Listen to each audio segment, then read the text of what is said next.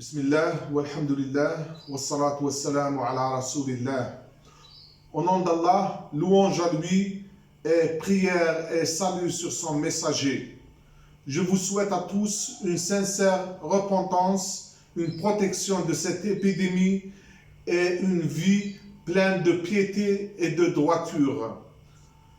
Mes frères et sœurs, dans cette 11e vidéo, on va faire, Inch'Allah, une synthèse de tout ce qu'on a vu dans les 10 précédentes. Et on va commencer par dire que l'islam est basé sur la promotion du bien et la minimisation du mal. Donc, réaliser les intérêts des êtres humains. Alors, où il y a intérêt, il y a islam.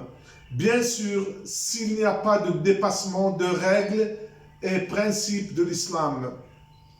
Les enseignements de l'islam sont établis pour protéger les 5 orientations les plus hautes et universelles que la charia vise.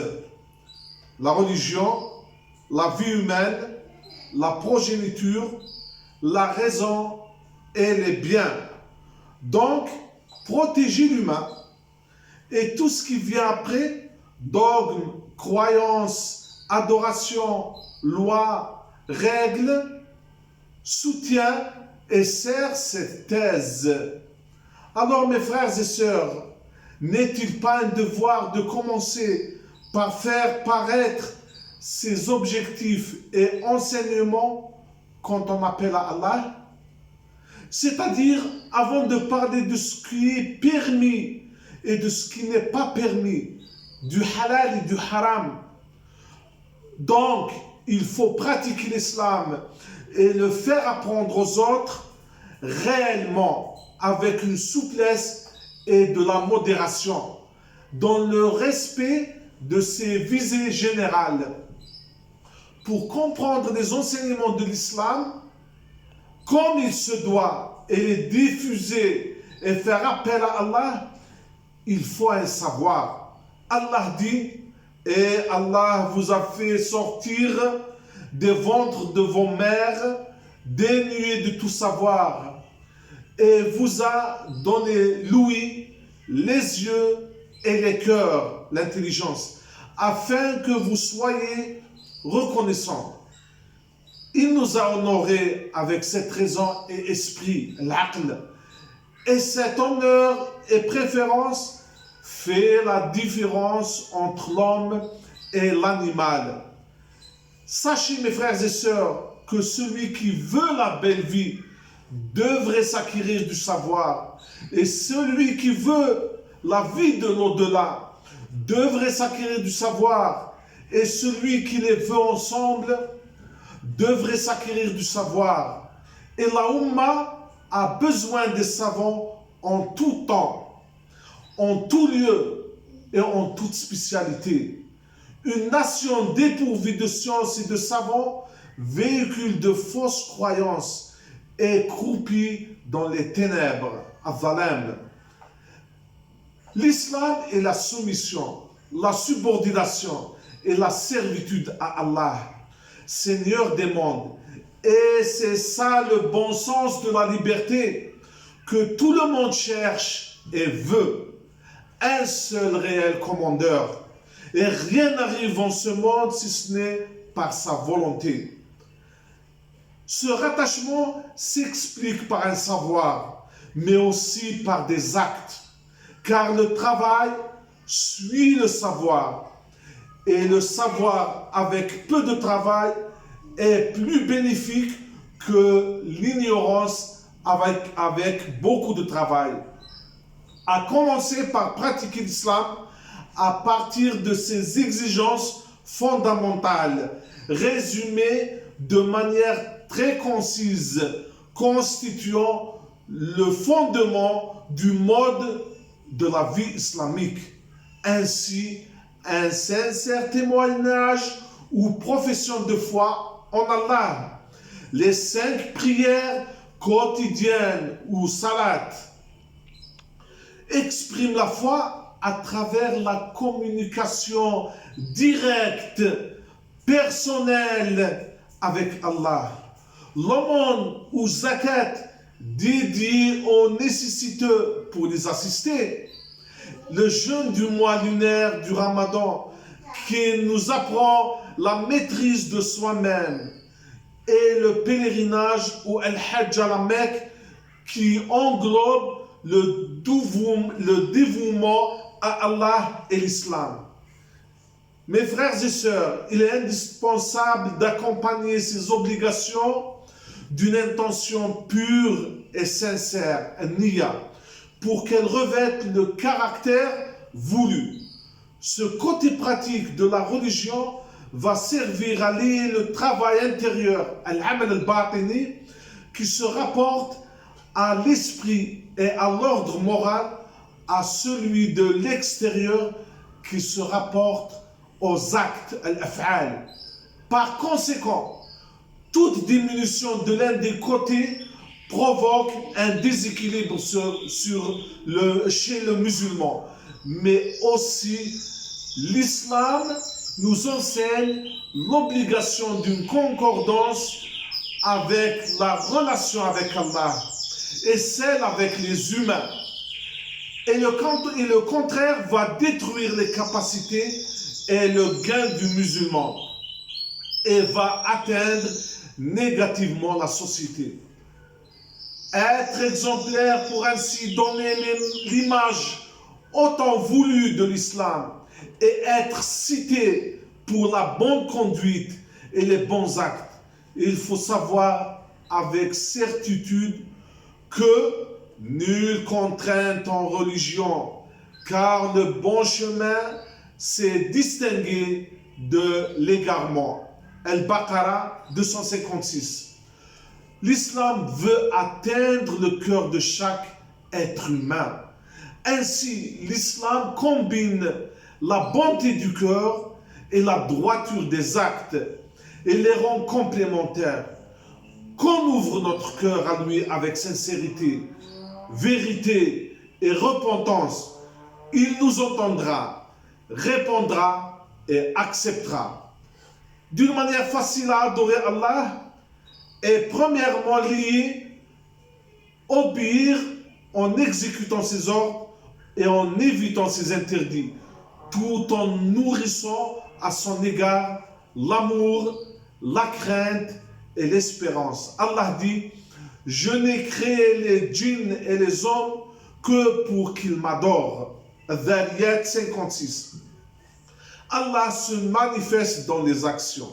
Et c'est ça le pur monothéisme, at-tawhid al-khalis, la véracité, as-sidq, en la parole d'Allah et de son messager, le repentir, at-tawbah, l'attachement au Saint-Coran et à la Sunna, la fuite vers Allah, l'écoute et l'obéissance à Allah, l'humilité, at-tawadhu', le renoncement au bas monde et à ses jouissances, zuhd dunya wa maladhatiha, la piété, at-taqwa, l'espoir et la crainte d'Allah, la conscience de la vigilance divine, al-intibah, al-yaqadha, le respect des choses sacrées, et enfin, comme résultat, la droiture. La religion musulmane veut dire voie de vie. Ainsi, l'islam est un système comprenant tous les aspects de la vie. Il signifie politique, économie, législation, science, humanisme, santé, psychologie et sociologie. Ainsi, les gens dont les meilleures paroles sont ceux qui appellent à Allah et guident les gens vers lui, leur enseignent leur religion et ont de la patience avec cela et agissent sur cet appel sans contradiction entre leurs faits et leurs paroles. Et les meilleurs gens sont ceux qui sont les plus bénéfiques aux gens. Allah dit: et qui prononce plus belles paroles que celui qui appelle à Allah, fait bonne œuvre, il dit: Je suis du nombre des musulmans. Fossilet 33. Et c'est avec tout ça qu'on construit l'individu. Et à travers lui, la nation.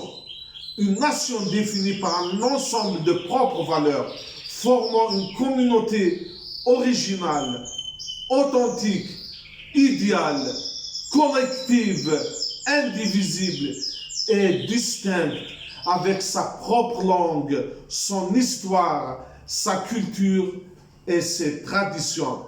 Et c'est ça qui ramène alors la responsabilisation, at-tamkin, le changement, at-taghir, et la victoire prévaudra pour nous et pour notre nation. Allah dit, Allah ne modifie point l'état d'un peuple tant que les individus qui le composent ne modifient pas ce qui est en eux-mêmes. Al-Ra'd 11. L'éducation islamique est un processus social qui a plusieurs sens. Entretenir, élever et améliorer. Comme elle comporte discipline, purification et droiture. Ce domaine nécessite 4 facteurs prépondérants. Le savoir, la continuité, l'exemplarité et la patience. Le savoir est la lumière qui nous ouvre et montre la bonne voie. Sinon, on risque de s'incliner vers le mauvais chemin et vers l'erreur et se désorienter. L'éducation doit être continue et graduelle, c'est-à-dire respecter ses étapes, ses priorités et les vivre. Les actes d'un musulman et surtout d'un éducateur doivent valider les connaissances. Et c'est ça l'exemplarité. Elle nécessite aussi la patience parce que c'est un labeur difficile et lent. Et il ne nous convient pas de déformer l'image de l'islam avec notre conception étroite de celui-ci. Elle est la formation d'une vision morale qui distingue le bien du mal et le développement d'une volonté intérieure pour la pratique de la vertu, al-fadila. L'islam, ainsi, ne connaît pas le péché hérité. Et la montée ou la chute d'un être humain dépend de ses actes. Allah crée pour lui les conditions qui rendent sa survie et l'accomplissement de son rôle possible et facile. Il a le choix dans ce qu'il fait et il est libre dans sa volonté, sa pensée et son action. Puis, il est puni, c'est la tort, et il est récompensé, c'est les justes. Sachant que la capacité d'un individu est déficiente, il doit donc être membre d'un groupe, al-jama'a. Et la vie du groupe est liée par le système de la société. L'islam qui vient d'Allah organise la vie des individus et des groupes et définit les droits et les devoirs. Le développement communautaire est au premier plan des préoccupations. La société islamique est basée sur une croyance à partir de laquelle jaillit une morale, akhlaq, et est maintenue par un système. Nous concluons que le musulman qui porte un message à l'humanité de la conception islamique, de la divinité, de l'univers, de l'homme, de la société et de la science est basé sur le principe du monothéisme tawhid, de l'adoration, al-ibada, de l'équilibre et de la modération.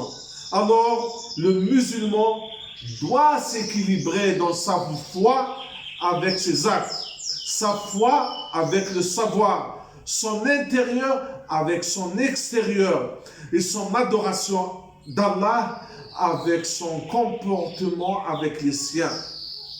La renaissance de notre société n'aura lieu que dans les mêmes conditions générales dans lesquelles sa naissance a eu lieu.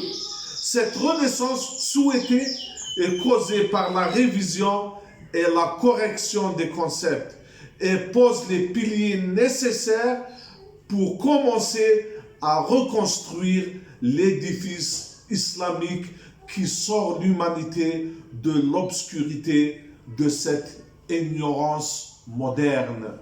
Qu'Allah nous guide vers le droit chemin et nous protège de cette épidémie. Je vous remercie, frères et sœurs, de participer à la diffusion de la parole d'Allah à partir de ces vidéos. Faites des commentaires et abonnez-vous à la chaîne YouTube Islamo Facile. Et prières et salut sur notre mère Mohammed, sa famille et ses compagnons. Et louange à Allah, Seigneur des mondes. Salam.